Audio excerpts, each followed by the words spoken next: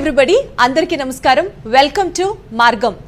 Pregnancy రావట్లేదు అంటూ ఏళ్ల తరబడి వెయిట్ చేస్తున్న కపుల్స్ని మనం జనరల్గా చూస్తూనే ఉంటాం. కానీ వచ్చిన ప్రెగ్నెన్సీ ట్యూబ్స్లో వస్తే ఆ ట్యూబల్ ప్రెగ్నెన్సీ చాలా ఫేటల్గా మారిన సందర్భాలు అండ్ దాని యొక్క ఇంపాక్ట్స్ ఎలా ఉండబోతున్నాయి, అసలు దీన్ని ఎలా నివారించవచ్చు, అసలు ఎలా గుర్తించవచ్చు, అసలు ఎందుకు ట్యూబల్ ప్రెగ్నెన్సీ అంటే ఫేటల్ అని అంటూ ఉంటాం. ఈ అంశాల గురించి డీటెయిల్గా డిస్కస్ చేద్దాం ఇవాల్టి మార్గంలో. మనతో మాట్లాడడానికి 49 హాస్పిటల్స్ నుంచి డాక్టర్ సుమవర్ష గారు లైవ్లో జాయిన్ అవుతున్నారు. హలో మేడం, నమస్తే. సో మీరు కూడా డైరెక్ట్గా డాక్టర్ గారితో మాట్లాడాలి అని అనుకుంటే స్క్రీన్ మీద కనిపిస్తున్న ఈ ఫోన్ నెంబర్కి కాల్ చేయొచ్చు. అండ్ మీరు లైవ్ కాల్లో ఉన్నారు, మర్చిపోవద్దు ఆ విషయం.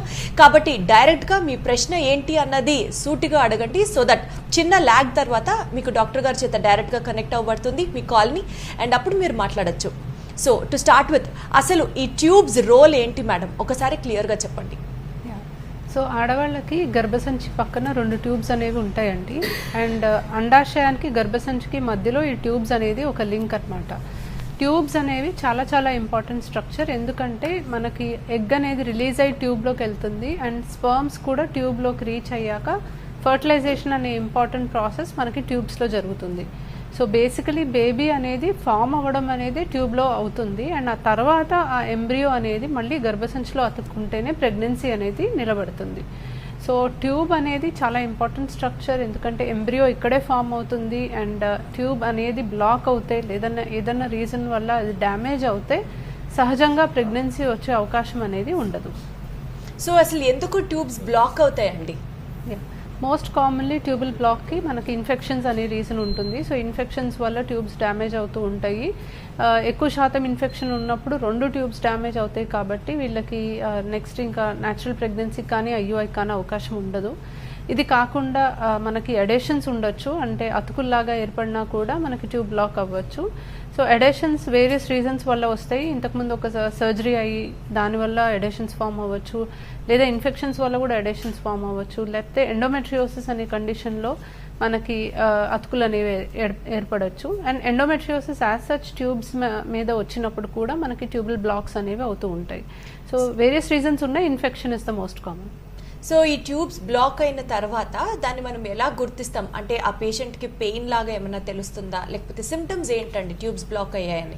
సాడ్లీ ట్యూబల్ బ్లాక్ అనేది యూజువలీ ఏసిమ్టమాటిక్ అండి. వాళ్ళకి యూజువలీ చాలా మటుకు సిమ్టమ్స్ అనేవి ఏమీ ఉండవు. రెగ్యులర్గా మనము ప్రెగ్నెన్సీ రావట్లేదు అన్న కపుల్ మా దగ్గరకు వచ్చినప్పుడు ఆడవాళ్ళకి ట్యూబ్ టెస్ట్ అనేది చేసినప్పుడు మాత్రమే ఎక్కువ శాతం ఇది బయటపడుతూ ఉంటుంది.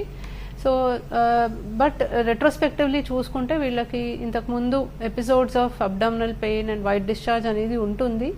Especially infection most common cause అని అనుకుంటున్నాం కదా. సో ఇన్ఫెక్షన్ అనేది పాస్ట్లో వచ్చినట్టుగా అప్పుడు మనము అడిగితే వాళ్ళు చెప్తూ ఉంటారు. బట్ యాజ్ సచ్ కడుపు నొప్పి వస్తుంది లేకపోతే వైట్ డిశ్చార్జ్ వస్తుంది అని వాళ్ళు యూజువలీ వెళ్ళినప్పుడు ఒక యాంటీబయాటిక్ కోర్స్ వాడి అక్కడితో ఆగిపోతుంది. బట్ దానివల్ల ట్యూబ్ ఎఫెక్ట్ అవుతుంది అన్న సంగతి కూడా చాలామందికి తెలియదు. కాబట్టి బేసికలీ కడుపు నొప్పి వస్తుంది, ఎక్కువగా వైట్ డిశ్చార్జ్ అవుతుంది, వైట్ డిశ్చార్జ్ కూడా డిఫరెంట్ కలర్లో అవుతుంది, స్మెల్ వస్తుంది అన్నప్పుడు ఇగ్నోర్ చేయకుండా గైనకాలజిస్ట్ని సంప్రదించి అది ఎటువంటి ఇన్ఫెక్షనో తెలుసుకొని ట్రీట్మెంట్ తీసుకోవడం అనేది మంచిది. అంటే ఇది ఇన్ఫెక్షన్ వల్ల అయితే అది ఓకే అండి, బట్ కాకపోతే కూడా ఏమన్నా ఎక్కువ సార్లు ఇట్లా జరగడం వల్ల, అంటే అదేమన్నా జెనెటిక్గా వచ్చిన రీజన్ కావచ్చు, లేకపోతే ఇట్లా కూడా ఏమన్నా మన చేతిలో లేని విధానాలు ఏమైనా అనుకోవడానికి ఆస్కారం ఉంటుందా? సో బేసిక్లీ ట్యూబల్ బ్లాక్ అనేది నథింగ్ రిలేటెడ్ టు జెనెటిక్స్ అండి. సో జెనెటిక్గా ఇది రావడం కానీ ఫ్యామిలీస్లో రన్ అవ్వడం కానీ అసలు ఏమాత్రం ఆస్కారం ఉండదు. Both the tubes are by birth will be normal, ఓపెన్గా ఉంటాయి, బాగా పనిచేస్తూ ఉంటాయి. మనకి ఏదో తర్వాత వచ్చిన కాజ్ వల్లనే అవి బ్లాక్ అవుతూ ఉంటాయి. So be it infection, be it adhesions, be it endometriosis, whatever it is, usually తర్వాత ఏదన్నా ఒక రీజన్ వల్లనే ట్యూబ్స్ అనేవి బ్లాక్ అవుతూ ఉంటాయి. ట్యూబ్స్ బ్లాక్ అయ్యాయి అన్నప్పుడు ఆ బ్లాక్ కోసం మనం చేసే టెస్ట్ ఉంటుంది కదండి, కనుక్కోవడానికి బ్లాక్ అయ్యాయా లేదా అని. ఆ టెస్ట్ ఇట్ సెల్ఫే చాలా పెయిన్ఫుల్ అని అంటారు, అది నిజమే అంటారా? డెఫినెట్లీ కొంత పెయిన్ అయితే ఉంటుందండి. బికాజ్ మనము ఆ ట్యూబ్ టెస్ట్ చేసే విధానంలో ఎట్లా అంటే మనము గర్భసంచిలోకి ఐదర్ ఒక డై కానీ సెలైన్ కానీ పాస్ చేస్తాము అండ్ ఆ సెలైన్ ఆర్ డై ట్యూబ్స్ నుంచి వచ్చి అండాశయం దగ్గర పడుతుందా లేదా అనేది ఎక్స్రే తీసి చూడటమో లేకపోతే మనం స్కాన్లో చూడటమో చేస్తూ ఉంటాము. సో మనం ఈ లిక్విడ్ ఏదైతే గర్భసంచిలోకి పాస్ చేస్తామో దానివల్ల ఆ యూట్రస్ అనేది కొంతవరకు డిస్టెండ్ అవుతుంది కాబట్టి క్రాంప్స్ అనేవి డెఫినెట్లీ వస్తాయి. అండ్ ట్యూబ్స్ బ్లాక్ ఉన్నప్పుడు ఎస్పెషలీ ఈ ఫ్లూయిడ్ అనేది మొత్తం గర్భసంచిలోనే ఆగిపోతుంది కాబట్టి డెఫినెట్లీ ఇంకొంచెం ఎక్కువ పెయినే వస్తుంది. బట్ ఇది చాలా టెంపరీ పెయిన్ అండి, చాలా కొంచెం సేపే ఉండే పెయిన్ కాబట్టి ఆ మినిమం డిస్కంఫర్ట్ అనేది I think it is tolerable అనమాట. Because the next method of testing the tubes is laparoscopy. So just because of pain sensitivity laparoscopy అంత దూరం వెళ్లాల్సిన అవసరం లేదు, బికాస్ అది మళ్ళీ జనరల్ అనస్థీసియా ఇచ్చి చేసే మేజర్ ప్రొసీజర్ అవుతుంది కాబట్టి. సో ఇప్పుడు ఈ ట్యూబ్స్ బ్లాక్ టెండెన్సీ ఉన్న పేషెంట్స్లో అండి మనకి ప్రెగ్నెన్సీ న్యాచురల్గా రావడానికి ఎంతవరకు అసలు ఆస్కారం ఉంటుంది వారిలో? సో న్యాచురల్గానే ట్యూబ్స్ బ్లాక్ అయ్యే టెండెన్సీ యాజ్ సచ్ ఎవరికి ఉండదు. రిపీటెడ్ అబార్షన్స్ ఉన్నవాళ్ళు లేకపోతే రిపీటెడ్ ప్రీవియస్ ఇన్ఫెక్షన్స్ ఉన్న వాళ్ళలో మనం ఇది ఎక్కువ కామన్గా చూస్తూ ఉంటాము. సో బ్లాక్ అయిందా లేదా, బ్లాక్ అయ్యి ఉంటే మాత్రం రెండు వైపులా బ్లాక్ ఉంటే ఖచ్చితంగా వీళ్ళకి న్యాచురల్ ప్రెగ్నెన్సీ వచ్చే మార్గమే లేదు. బట్ ఒక ట్యూబ్ బ్లాక్ ఉన్నా కూడా వీళ్ళకి స్టిల్ ఎటువైపు అయితే ట్యూబ్ ఓపెన్ ఉందో అటువైపు ఓవరీ నుంచి ఎగ్ రిలీజ్ అయిన మంత్లో ప్రెగ్నెన్సీ వచ్చే అవకాశం ఉంటుంది. But compared to lady with both the tubes open వాళ్ళకి ఆబ్వియస్లీ అవకాశం అనేది తగ్గుతుంది. ఈ ట్యూబ్స్లో నీరు చేరుతూ ఉంటుంది, ఇన్ఫెక్షన్ మూలాన నీరు చేరింది అంటుంటారు కదండి, దాని యాక్చువల్ పాయింట్ ఏంటండి అసలు? సో ఇన్ఫెక్షన్ వచ్చిన తర్వాత మనం యూజువలీ కొన్ని యాంటీబయాటిక్స్ అనేది పెడతాము.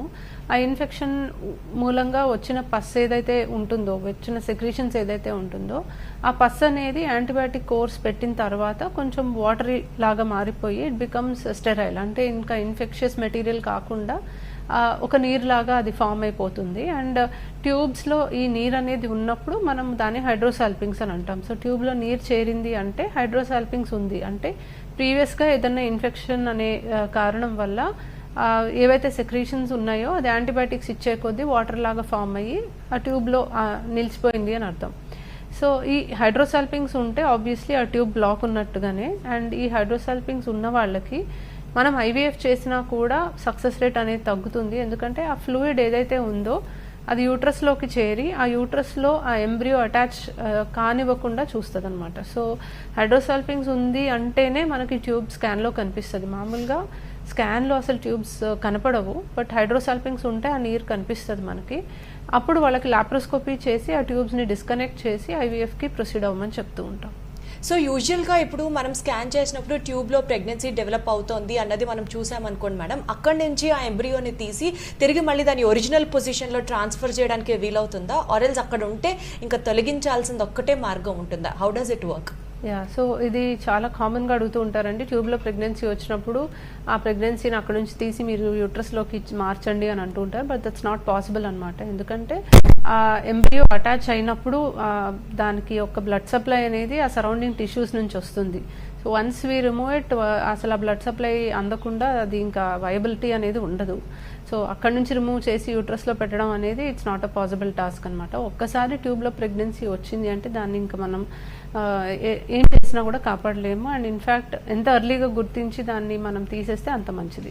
ట్యూబ్లో ప్రెగ్నెన్సీ ఒకసారి వచ్చింది అని అంటే ఇంకా పదే పదే రావడానికి ఆస్కారం ఉంటుంది అన్నట్టు మనకేమన్నా అర్థం చేసుకోవచ్చా? సో ట్యూబల్ ప్రెగ్నెన్సీ రావడానికి ఎగ్జాక్ట్ రీజన్ అయితే కనిపెట్టలేము, but some issue with tubal motility అని అనుకోవచ్చు. అంటే ట్యూబ్కి చిన్న చిన్న మూవ్మెంట్స్ అనేవి ఉంటాయి అండ్ ఆ మూవ్మెంట్స్ వల్ల అది ఎగ్ని పికప్ చేసుకుంటుంది అండ్ ఎంబ్రియోని మళ్ళీ గర్భసంచిలోకి అది పుష్ చేసుకుంటుంది. సో ఆ ట్యూబల్ మొటిలిటీ వేరియస్ రీజన్స్ వల్ల ఎఫెక్ట్ అవుతుందండి. సో ఒకవైపు ట్యూబ్లో మనకు ఆ ప్రెగ్నెన్సీ వచ్చింది అంటే ఆ టెండెన్సీ వాళ్ళకు ఉన్నట్టే ఇంకొక ఆపోజిట్ సైడ్లో మళ్ళీ రావడానికి కూడా ఆబ్వియస్లీ ఛాన్సెస్ అనేవి ఉంటున్నాయి. బట్ చాలాసార్లు ఒకసారి ట్యూబ్లో ప్రెగ్నెన్సీ వచ్చాక మళ్ళీ యూట్రస్లోనే ప్రెగ్నెన్సీ కరెక్ట్ ప్లేస్లో రావడం అనేది కూడా చూసాము. సో టెండెన్సీ ఎక్కువే ఉంటుంది, బట్ డజంట్ మీన్ డెఫినెట్లీ అక్కడే వస్తుంది అని. మళ్ళీ యూట్రస్లో రావడానికి కూడా మంచి అవకాశమే ఉంది. అంటే తిరిగి మళ్ళీ ఆ ట్యూబ్స్లో ఉన్న మొటిలిటీ కోసం కూడా మనం వైద్యం చేసే ఆస్కారం ఉంటుందా? ఒకసారి అలా జరిగింది, 2 సార్లు అలా జరిగింది, సో 3ోసారి అలా జరగకుండా ఉండడానికి దానికి కూడా ఏమన్నా మెడిసిన్స్ లాంటివి అలాంటివి ఏమన్నా ఇస్తారా అండి? సో ఒకసారి జరిగింది, రెండోసారి జరిగింది అంటే 2 ట్యూబ్స్ ఇంకా డ్యామేజ్ అయినట్టే. దెన్ ఇంకా మనం ఇంకా చేయగలిగింది ఏం లేదు, ఇంకా వాళ్ళకి ఐవీఎఫ్కి వెళ్ళాల్సిందే. యూజువలీ ట్యూబల్ ప్రెగ్నెన్సీ వచ్చినప్పుడు ట్యూబ్ డ్యామేజ్ అవుతుంది, సో బ్లాక్ అవ్వచ్చు. ఒక్కొక్కసారి వాళ్ళకి ట్యూబ్ తీసేయాల్సిన అవసరం కూడా రావచ్చు మనం లేట్గా డిటెక్ట్ చేస్తే. ఎర్లీగా డిటెక్ట్ చేస్తే మనం మెడికల్ మేనేజ్మెంట్ చేయగలం. సో మెడికల్ మేనేజ్మెంట్ చేసినా కూడా ఎంతో కొంత ట్యూబ్ డ్యామేజ్ అయితే అవుతుంది. చాలాసార్లు ట్యూబ్ ఓపెన్గానే కనిపించవచ్చు, but still it may not be working effectively అనమాట. సో 2 ట్యూబ్స్లలో కూడా మీకు ఎక్టోపిక్స్ వచ్చినాయి అంటే ఈసారి definitely I think IVF is a better option. Tubal pregnancy గురించి మనం మాట్లాడుకుంటున్నాం, ట్యూబల్ ప్రెగ్నెన్సీ యొక్క కాంప్లికేషన్స్ గురించి. సో మేడం, ఇప్పుడు ట్యూబ్స్ని కనుక మనం కట్ చేస్తే తిరిగి మళ్ళీ వాటిని అతికించడానికి ఆస్కారం ఉంటుందా? యా, సో ట్యూబ్స్ని యూజువలీ కట్ చేస్తే మనం అది ట్యూబెక్టమీ ఆపరేషన్ అని అంటామండి. సో మళ్ళీ ఇంకా పిల్లలు పుట్టకూడదు అనుకున్న వాళ్ళకి లేడీస్లో మనం చేసే పర్మనెంట్ స్టెరిలైజేషన్ మెథడ్ అది. సో మళ్ళీ చాలాసార్లు ట్యూబ్స్ అనేవి మనకి బ్లాక్ చేసిన తర్వాత మళ్ళీ పిల్లలు కావాలని చాలామంది వస్తూ ఉంటారు. చాలా రకరకాల రీజన్స్ ఉంటాయి. పిల్లలకి ఏదన్నా ప్రాబ్లమ్ చనిపోవడమో, లేకపోతే సెకండ్ మ్యారేజ్ అనో, ఇలా వేరియస్ రీజన్స్తో వస్తూ ఉంటారు. సో రీకానలైజేషన్ సర్జరీ అనేది చేయడానికి ప్రయత్నం చేయొచ్చండి, బట్ 100% అది సక్సెస్ అవుతుంది అని చెప్పలేము. సో ట్యూబ్ ఎంతవరకు డ్యామేజ్ అయ్యింది, ఇంతకుముందు ఎంత ట్యూబ్ తీసేశారు, ఇప్పుడు ఎంత మిగిలిన ట్యూబ్ ఎంత హెల్దీగా ఉంది, and of course male partner ఇప్పుడు ఎగ్జిస్టింగ్ కండిషన్ ఏంటి, అంటే వీర్యకణాల పరీక్ష రిపోర్ట్ ఎలా ఉంది, వీటన్నిటి మీద కూడా ఫ్యూచర్ ప్రెగ్నెన్సీ ఛాన్సెస్ అనేవి ఆధారపడి ఉంటాయి. అండ్ రీకానలైజేషన్ సర్జరీ తర్వాత యాక్చువల్గా ఎక్టోపిక్ ప్రెగ్నెన్సీ అంటే ట్యూబ్లో ప్రెగ్నెన్సీ రావడానికి ఛాన్సెస్ కూడా కొంచెం పెరుగుతుంది. ఎందుకంటే మనం కుట్లేస్తాము ఆ ఏరియాలో, అది అంటే నార్మల్ ట్యూబ్ లాక్ అయితే డెఫినెట్లీ ఉండదు. ఇట్స్ లైక్ కట్ చేసి మళ్ళీ రీసూచరింగ్ చేసిన ట్యూబ్ కాబట్టి దాని మొటిలిటీ డెఫినెట్గా ఎఫెక్ట్ అవుతుంది. సో ఇవన్నీ కన్సిడర్ చేసుకోవాలి before going ahead for recanalisation. So recanalisation procedure చేసిన తర్వాత డెఫినెట్లీ ఎఫెక్ట్ అవుతుంది అన్నది పక్కన పెడితే, అసలు వాళ్ళకి న్యాచురల్ ప్రెగ్నెన్సీ రావడానికి ఎంతవరకు ఆస్కారం ఉంటుంది? యా, సో అదే న్యాచురల్ ప్రెగ్నెన్సీ మళ్ళీ రావడానికి డిపెండ్స్ ఆన్ మెనీ కండిషన్స్ అండి. ఇప్పుడు చాలాసార్లు 10-15 years బ్యాక్ ట్యూబెక్టమీ చేయించుకొని ఇప్పుడు మళ్ళీ రీకానలైజేషన్కి వస్తూ ఉంటారు. వాళ్ళు ఆల్మోస్ట్ 40 years 35-40 years ఏజ్లో ఉంటారు. సో ఏజ్ ఎక్కువ అయ్యే కొద్దీ ఎగ్ నంబర్ తగ్గి న్యాచురల్ ప్రెగ్నెన్సీ వచ్చే ఛాన్స్ ఆటోమేటిక్గా తగ్గుతుంది. అండ్ మేల్ పార్ట్నర్ కూడా ఏజ్ ఎక్కువ అయ్యే కొద్దీ మేల్ పార్ట్నర్లో కూడా కొన్ని మార్పులు అనేవి వస్తాయి, స్పర్మ్ కౌంట్ తగ్గడానికి అవకాశం ఉంటుంది. So it depends on many factors అనమాట. సో వాళ్ళకున్న సిచ్యువేషన్కి, కపుల్కి ఉన్న కండిషన్ బట్టి వాళ్ళకి ఎంతవరకు మళ్ళీ న్యాచురల్ ప్రెగ్నెన్సీ వచ్చే అవకాశం ఉంటుంది అనేది చెప్పి రీకానలైజేషన్ చేయించుకోవాలా వద్దా అనేది వాళ్ళకి చెప్పి డిసైడ్ చేసుకోమని చెప్తాం. మేడం, ఇప్పుడు సింగిల్ ట్యూబ్ కనుక బ్లాక్లో ఉంటే వాళ్ళకి సక్సెస్ రేట్ ఎంత ప్రెగ్నెన్సీలో అని మనం మాట్లాడుకుంటున్నాం కదా. అంటే ఇప్పుడు ఆ సింగిల్ ట్యూబ్ బ్లాక్ ఉంది అనుకుందాం ఫర్ ఎగ్జాంపుల్, ఆ పర్టికులర్ ఎందుకు బ్లాక్ ఉంది, దానికి ట్రీట్మెంట్ ఏది చేస్తే ఆ సింగిల్ ట్యూబ్ని బ్లాక్ అనేది కూడా అసలు మనం కన్సిడర్ చేయాల్సిన అవసరం లేదు కదా. మనం ఓన్లీ సింగిల్ ట్యూబే ఫంక్షన్ అవుతుంది అన్నది ఏ కంక్లూజన్కి వస్తాం? సింగిల్ ట్యూబే ఫంక్షన్ అవుతుంది అంటే కూడా మనము వాళ్ళకి న్యాచురల్ ప్రెగ్నెన్సీ ట్రై చేసుకోవడానికి అయితే అవకాశం ఉంటుంది. బికాస్ అంటే మీరు అనేది once for all single tube close అయిపోయింది, ఇంకొక ట్యూబే ఫంక్షనల్గా ఉందని చెప్తున్నారా? అలాంటి సిచ్యువేషన్స్ కూడా చూస్తామా? యా, డెఫినెట్లీ చూస్తామండి. సో ఇప్పుడు ఇంతకుముందు ఏదైనా సర్జరీ వల్ల అతుకులు ఏర్పడి బ్లాక్ అయింది అనుకోండి, ఒకవైపు ట్యూబ్లోనే ఆ ప్రాబ్లం ఉండొచ్చు, ఇంకోవైపు ట్యూబ్ బాగానే ఉండొచ్చు. మనకి ఇన్ఫెక్షన్స్ లాంటివి యూజువలీ 2 ట్యూబ్స్ బ్లాక్ అవ్వడానికి ఎక్కువ ఛాన్సెస్ ఉంటాయి. ఎండోమెట్రియోసిస్ వస్తుంది, ఒక్కొక్కసారి లెఫ్ట్ సైడ్లో చాక్లెట్ సిస్ట్ ఉంటుంది, లెఫ్ట్ సైడ్ ట్యూబ్ బ్లాక్ అవ్వచ్చు, బట్ రైట్ సైడ్ బాగానే ఉండొచ్చు. సో సింగిల్ ట్యూబే బ్లాక్ అవ్వడానికి కూడా చాలా సిచ్యువేషన్స్లో మనకి అది పాసిబిలిటీ ఉంటుంది, అండ్ అది మనం ట్యూబల్ పేటెన్సీ టెస్ట్ చేసినప్పుడు బయటపడుతుంది. సో ఇలాంటి వాళ్ళకి న్యాచురల్ ప్రెగ్నెన్సీ వచ్చే అవకాశం ఉంటుంది. కాకపోతే ఎటువైపు ట్యూబ్ ఓపెన్ ఉందో అటువైపు ఓవరీలో మనకి ఎగ్ రిలీజ్ అయిన మంత్లోనే అవకాశం ఉంటుంది. సో ఇప్పుడు సపోజింగ్ ఈ మంత్ రైట్ ఓవరీ నుంచి రిలీజ్ అయింది, నెక్స్ట్ మంత్ లెఫ్ట్లో రిలీజ్ అవుతుంది అని అట్లా ఏం లేదు, ఆల్టర్నేట్ అని కాదు. అది ఎటువైపు ఎగ్ పెరిగి రిలీజ్ అవుతుంది అనేది మనం గెస్ చేయలేము. ఒక్కొక్కసారి పర్సిస్టెంట్గా ఒకవైపే రిలీజ్ అవుతూ ఉంటుంది. సో అటువైపు కనుక బ్లాక్ ఉంటే వాళ్ళకి ఆబ్వియస్లీ అవకాశం ఉండదు. సో స్కాన్స్ ద్వారా మానిటర్ చేసి ట్యూబ్ ఓపెన్ ఉన్న వైపు ఎగ్ పెరిగిన మంత్లో వాళ్ళకి అవకాశం ఉంటుంది కాబట్టి వాళ్ళని ఆ మంత్ ఖచ్చితంగా ట్రై చేయమని చెప్తూ ఉంటాం. సో ఇప్పుడు ఒక సైడ్ ట్యూబ్ బ్లాక్ అయింది కాబట్టి ఇది ఆపోజిట్ డైరెక్షన్లో ఎగ్ రిలీజ్ అవ్వడానికి మనం ప్రత్యేకంగా మెడిసిన్స్ ఇచ్చి శ్రద్ధ తీసుకొని ట్రీట్మెంట్ చేయడానికి అలాంటివి ఏది వర్కౌట్ అవ్వలేదండి. సో మనం మెడిసిన్స్ ఎగ్ పెరిగి రిలీజ్ అవ్వడానికి ఇస్తాం, కానీ ఈ పర్టికులర్ సైడ్ అనేది it's not in our control అనమాట. సో ఆ మంత్ ఆ రిసెప్టివిటీ ఆఫ్ ద ఫాలికల్స్ని బట్టి అది ఇట్ హ్యాపెన్స్ బై నేచర్ అనమాట. We can't do anything about. Right, unfortunately ఇప్పుడు ట్యూబ్స్ లో ప్రెగ్నెన్సీ డెవలప్ అయింది అని అనుకుందాం, దెన్ నెక్స్ట్ అప్పుడు ఏం చేస్తారు? Yeah, so early detection is very important అండి. అంటే మనకి ప్రెగ్నెన్సీ టెస్ట్ పాజిటివ్ వచ్చిన 1 వీక్లోనే మనం స్కాన్ చేసుకుంటే just it's an early pregnancy. Baby కూడా ఇంకా ఫామ్ అయి ఉండదు, జస్ట్ సాక్ మాత్రమే కనిపిస్తుంది. That is the safest time where we can give medical management అనమాట. అంటే ఆ ప్రెగ్నెన్సీ సాక్ అనేది కరిగిపోవడానికి ఇంజెక్షన్స్ అనేవి స్టార్ట్ చేస్తాం. బట్ ఇట్ రిక్వైర్స్ మానిటరింగ్ అనమాట. సో ఆ ఇంజెక్షన్ ఇచ్చే ముందు కొన్ని టెస్ట్లు చేస్తాము, బీటా హెచ్సిజీ వాల్యూస్ చూస్తాము. అండ్ ఆ ఇంజెక్షన్ ఇచ్చిన తర్వాత 4 days తర్వాత మళ్ళీ 1 week తర్వాత బీటా హెచ్సిజీ వాల్యూస్ రిపీట్ చేస్తూ ఉంటాము. వాల్యూస్ కనుక తగ్గుతున్నాయి అంటే మనకి ఆ ప్రెగ్నెన్సీ అనేది అబ్జార్బ్ అయిపోతుంది అని మనకి కనిపిస్తుంది. బట్ వాల్యూస్ కనుక పెరుగుతుంది లేదా సాక్ అనేది రప్చర్ అయింది, పేషెంట్కి పెయిన్ వచ్చింది, మనకి ఫ్రీ ఫ్లూయిడ్ కనిపిస్తుంది, అంటే బ్లీడింగ్ అనేది ఇంటర్నల్గా జరుగుతున్నట్టుగా స్కాన్లో తెలిసింది అంటే మాత్రం కంపల్సరీగా సర్జరీ చేసి ఆ ట్యూబ్ని మోస్ట్లీ సాక్రిఫైస్ చేయాల్సి వస్తుంది. మనం నివారించడానికి ఎలాంటి చర్యలు తీసుకోక్కర్లేదా అండి, అసలు తీసుకోలేమంటారా? Yeah, so it is an absolutely unpredictable event అండి. మనం ఏమి చేయడానికి ఉండదు అది. బట్ ఎస్పెషలీ మనం చేసేది IUI, IVF అనే ప్రొసీజర్స్లో right on time pregnancy test చేస్తాము and right on time first scan చేస్తాం కాబట్టి early detection and medical management is the best thing that we can offer to the patient అనమాట. because it is absolutely not preventable and not in our control. అయితే ఈ tubal ప్రెగ్నెన్సీని కంప్లీట్గా నివారించడానికి ఒక female pregnancy plan చేసేటప్పుడు ఇలాంటి జాగ్రత్తలు తీసుకుంటే ట్యూబల్ ప్రెగ్నెన్సీ రాదు అని అనుకోవడానికి ఏం లేదు. ట్యూబల్ ఇన్ఫెక్షన్స్ని కూడా మనం అది ఎందుకు వస్తాయో చెప్పలేం కదా. Yeah, so there's definitely no means by which we can prevent an ectopic pregnancy. చాలామంది అడుగుతూ ఉంటారు, మేము రెస్ట్లో లేము, లేకపోతే మేము ట్రావెల్ చేసాము, లేకపోతే బైక్ మీద వెళ్ళాను, దానివల్ల ప్రెగ్నెన్సీ అదేమన్నా ట్యూబ్లోకి వెళ్ళిపోయిందా మేడం అని అడుగుతుంటారు. But it's absolutely not in our control అండి. ఎంబ్రియో అనేది ఫామ్ అయిన తర్వాత అది ట్యూబ్స్లోనే ఉండి అక్కడే అతుక్కుపోతే మనం యాక్చువల్లీ ఏమీ చేయలేము. ఒక్కొక్కసారి ఒకవైపు ఓవరీ నుంచి ఎగ్ రిలీజ్ అయ్యి ఆపోజిట్ ట్యూబ్లో కూడా ట్యూబల్ ప్రెగ్నెన్సీ వస్తుంది. అంటే కొన్ని సందర్భాల్లో యూట్రస్ లైనింగ్ అతుక్కోవడానికి ప్రాబబ్లీ అనుకూలంగా లేకపోతే అది మళ్ళీ ట్యూబ్లోకి వెళ్ళి అక్కడ అతుక్కుంటుంది అని కూడా దెర్ ఇస్ సమ్ థియరీ అనమాట. We don't know exactly, but it's absolutely not in our control. So embryo absolutely not in our control. So embryo ఒకసారి ప్రాపర్గా యూట్రస్లో ఇంప్లాంట్ అయిపోయిన తర్వాత certain amount of pregnancy continue అవుతోంది, mother is all happy safe అని అనుకుంటే అప్పుడు ఏదైనా ట్యూబల్ ఇన్ఫెక్షన్స్ వచ్చి అప్పుడు దాని యొక్క ఇంపాక్ట్ ప్రెగ్నెన్సీ మీద ఎఫెక్ట్ అయ్యే ఛాన్సెస్ ఉన్నాయంటారా? So infection definitely abortion chances వస్తాయండి. Because tube and uterus are in continuity అనమాట. ఎందుకంటే tube opens into the uterus. So గర్భసంచి లోపలికి అది ఓపెన్ అవుతుంది. ట్యూబ్లో ఇన్ఫెక్షన్ వస్తే అది ఆబ్వియస్లీ గర్భసంచి లోపలికి కూడా వస్తుంది అండ్ దానివల్ల ప్రెగ్నెన్సీ ఎఫెక్ట్ అవుతుంది, అబార్షన్ ఛాన్సెస్ పెరుగుతాయి, బ్లీడింగ్ అవుతుంది.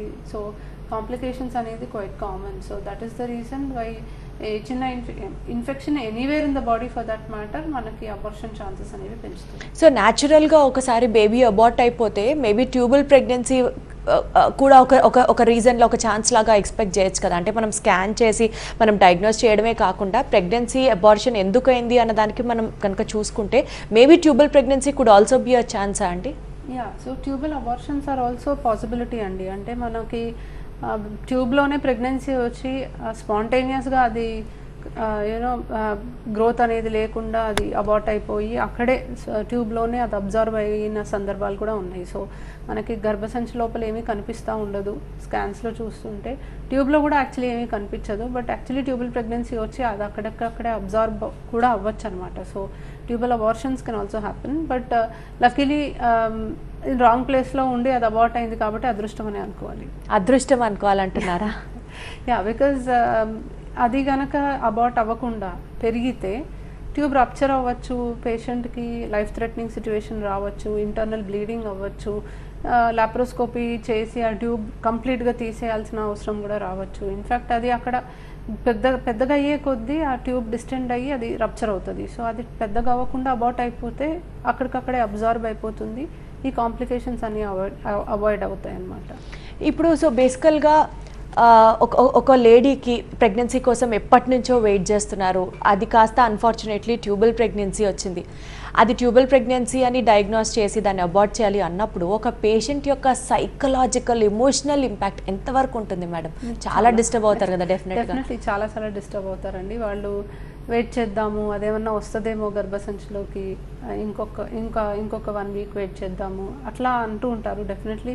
But counselling them is very important అండి. Because as I told you it could be life threatening. అక్కడ కనుక మనం అది డయాగ్నోస్ చేయకుండా వదిలేస్తే ఆ ట్యూబ్ రప్చర్ అయినప్పుడు బ్లీడింగ్ అనేది ఒకసారి స్టార్ట్ అవుతే ఇంటర్నల్ బ్లీడింగ్ అనేది మనకు తెలియకుండానే పేషెంట్ షాక్లోకి వెళ్ళి ఒక్కొక్కసారి డెత్ కూడా అవ్వచ్చు అనమాట. So it can be that bad అనమాట. సో ఆబ్వియస్లీ ఇవన్నీ కూడా పేషెంట్కి ఎక్స్ప్లెయిన్ చేస్తే first her life is important, తర్వాత ప్రెగ్నెన్సీ ఫ్యూచర్లో కూడా మనం ఏదో ఒకటి చేసి చూసుకోవచ్చు అని వాళ్ళకి కొంచెం పాజిటివ్గా కౌన్సిలింగ్ చేసి ధైర్యం ఇస్తే they will accept, they have to accept actually. So tubal pregnancy ఒకసారి వచ్చిన తర్వాత దాన్ని అబార్ట్ చేయాల్సిన సిచ్యువేషన్ వస్తే నాట్ టు డిసార్టన్ దెమ్, మళ్ళీ ట్యూబల్ ప్రెగ్నెన్సీ వస్తుందని ఎవరిని చెప్పలేం. So next time natural pregnancy కూడా రావచ్చు, ఆస్కారం ఉంది. Yeah definitely. అండ్ అది యూట్రస్లోనే రావడానికి ఎక్కువ ఛాన్స్ ఉంది. ఆఫ్ కోర్స్ ఆపోజిట్ ట్యూబ్లో రావడానికి కూడా అవకాశం ఉంది. Only thing is you should be little more cautious. Pregnancy test ఇప్పుడు పీరియడ్ మిస్ అయిన రోజు నుంచే మీరు ప్రెగ్నెన్సీ టెస్ట్ చేసుకోవాలి. పాజిటివ్ వచ్చిన 1 వీక్లోనే మీరు స్కాన్ చేసుకోవాలి. ఏమన్నా అక్కడ వస్తే మాత్రం you should be more vigilant and alert and prevent any further complications.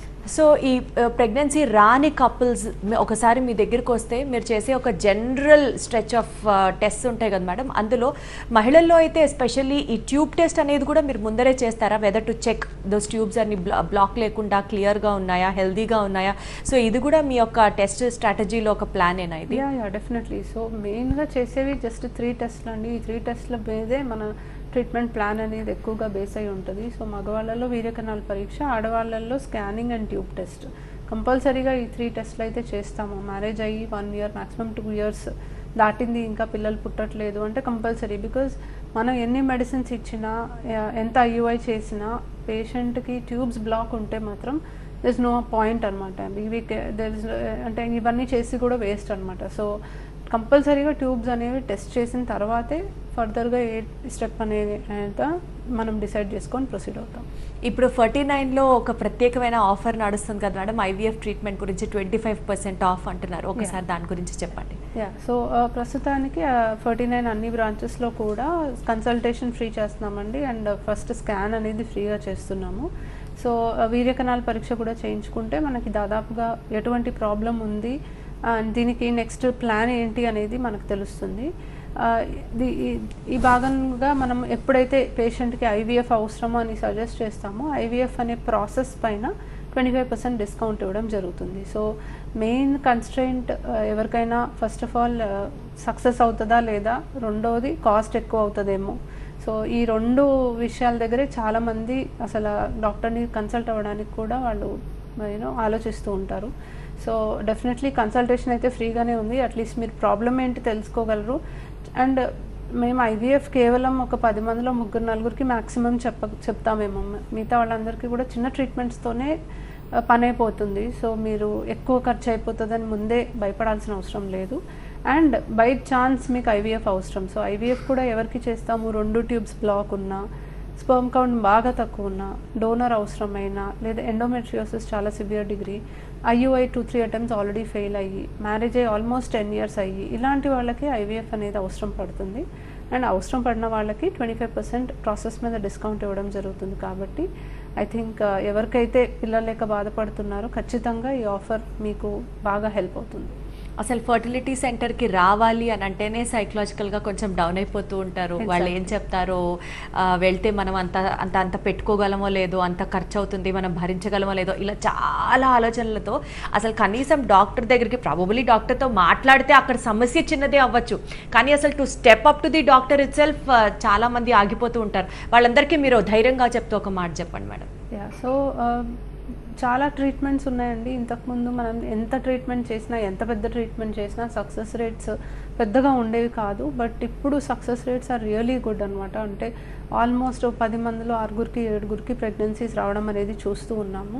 So and cost కూడా రీజనబుల్గా ఉంటుంది. ఇప్పుడు ఇంతకుముందు మనకు ప్రతి మెడికేషన్ మనం ఫారిన్ నుంచి ఇంపోర్ట్ చేసుకోవాల్సిన అవసరం ఉండేది. ఇప్పుడు ఇండియన్ మ్యానుఫ్యాక్చరింగ్స్ ఉన్నాయి కాబట్టి మనకి చాలా అందుబాటు ధరలోనే ఉంది. And the earlier you detect your problem and earlier you get treatment, the better the success rate అనమాట. అంటే 10 ఏళ్ళు 15 ఏళ్ళు 20 ఏళ్ళు వెయిట్ చేశాక మీరు వస్తే మీకు ఆప్షన్స్ తక్కువ ఉంటాయి అండ్ సక్సెస్ రేట్ కూడా తక్కువ ఉంటుంది. బట్ మ్యాక్సిమం 2 years అండి. 1 year is actually the cut off.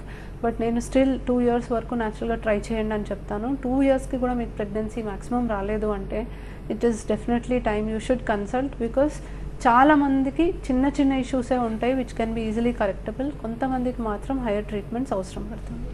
Right అండి. సో మేడం చెప్పినట్లుగా ఇంట్లో కూర్చొని భయపడుతూ బాధపడుతూ కాకుండా మీకు దగ్గరలో ఉన్నటువంటి ఫర్టిలిటీ ఎక్స్పర్ట్ని కన్సల్ట్ చేసి మీ ప్రాబ్లం ఏంటో వాళ్ళ కనుక చెప్తే ప్రాబబుల్లీ మీకు మీ ప్రాబ్లంకి ఒక సొల్యూషన్ దొరికే ఆస్కారం డెఫినెట్లీ లేకపోలేదు. So be optimistic and thank you so much madam. ఇది ఇవాల్టి మార్గం. చూస్తూనే ఉండండి లేటెస్ట్ అప్డేట్స్ కోసం సాక్షి టీవీ.